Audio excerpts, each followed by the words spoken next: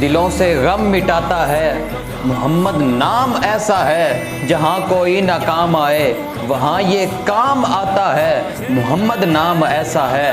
حضرت امام مالک کے پاس ہارون الرشید بادشاہ آیا اور اس نے عرض کی کہ حضور آپ مجھے بتائیں کہ اگر کسی جگہ حضور علیہ السلام کی گستاخی ہو جائے تو پھر امت کیا کرے؟ آپ نے فرمایا امت اس کا بدلہ لے۔ تو انہوں نے عرض کی کہ حضور اگر امت بدلہ نہ لے سکے تو آپ نے فرمایا کہ پھر ساری امت مر جائے اگر حضور علیہ السلام کے گستاخ سے وہ بدلہ نہیں لے سکتے۔ امام مالک نے تو یہاں تک فرمایا کہ کائنات میں اگر دو شخص ہوں تو پھر ایک ہی زندہ رہ سکتا ہے، یا مومن زندہ رہ سکتا ہے یا پھر حضور کا گستاخ زندہ رہ سکتا ہے۔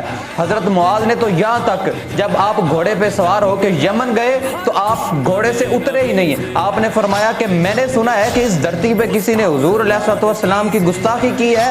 فرمایا کہ میں نے سنا ہے کہ اس دھرتی پہ حضور علیہ السلام کا گستاخ رہتا ہے۔ فرمایا میں تب تک اس دھرتی پہ اپنا قدم نہیں رکھوں گا جب تک میں اس گستاخ رسول کا سر نہ اتار دوں گا۔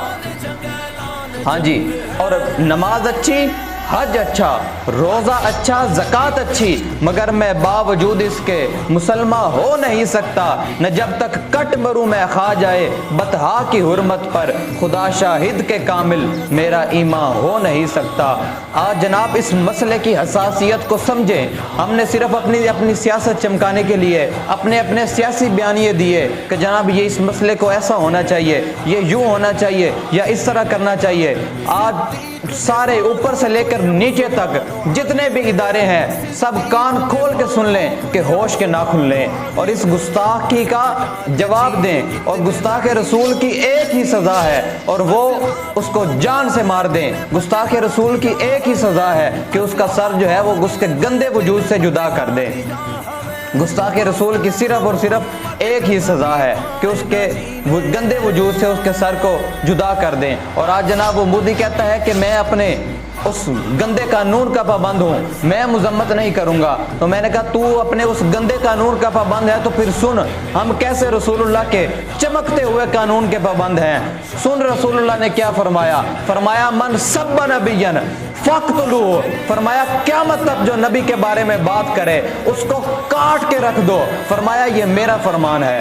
رسول اللہ نے فرمایا کہ جب کوئی حضور علیہ السلام کی شان میں کوئی ہلکا جملہ بولے گا تو ہم اس کا سر جو ہے اس کے گندے وجود سے جدا کر کے رکھ دیں گے۔ ہم ہر چیز برداشت کر سکتے ہیں، ہم اپنی عزتوں پہ کوئی بات آئے ہم برداشت کر سکتے ہیں، ہم بھوک پیاس ہر ظلم برداشت کر سکتے ہیں، لیکن ہم اپنے آقا و مولا صلی اللہ علیہ وسلم کی شان میں ہم نے اپنے آقا و مولا صلی اللہ علیہ وسلم کی عزت اور ناموس پہ ایک جملہ بھی برداشت نہیں کر سکتے۔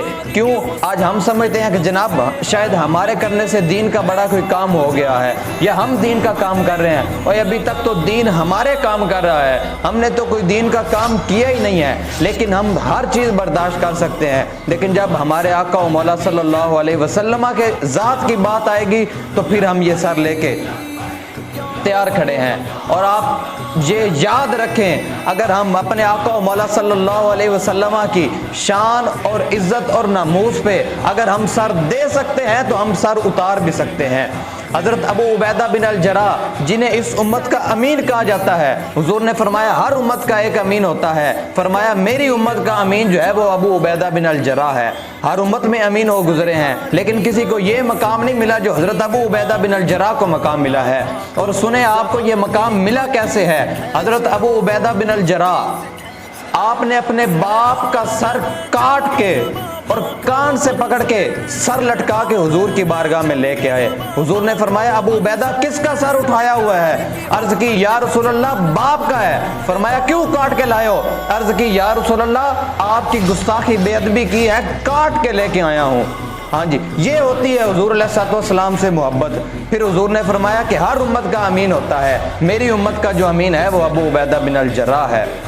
جب حضور سے محبت کے تقاضے اس طرح آپ پورے کریں گے تو پھر وہ شانیں وہ دیتے ہیں جو حضرت ابو عبیدہ بن الجراح کو ملی۔ حضرت صدیق اکبر آپ کا بیٹا جب مسلمان ہوا اور حضور علیہ السلام پہ ایمان لے کے آیا تو ایک دن بیٹھے بیٹھے عرض کرتا ہے کہ ابا جان آپ کو یاد ہے فلاں جنگ میں فلاں غزوے میں آپ میری تلوار کے نیچے آ گئے تھے اور میں نے آپ کو یہ سمجھ کے چھوڑ دیا تھا کہ میرا باپ ہے۔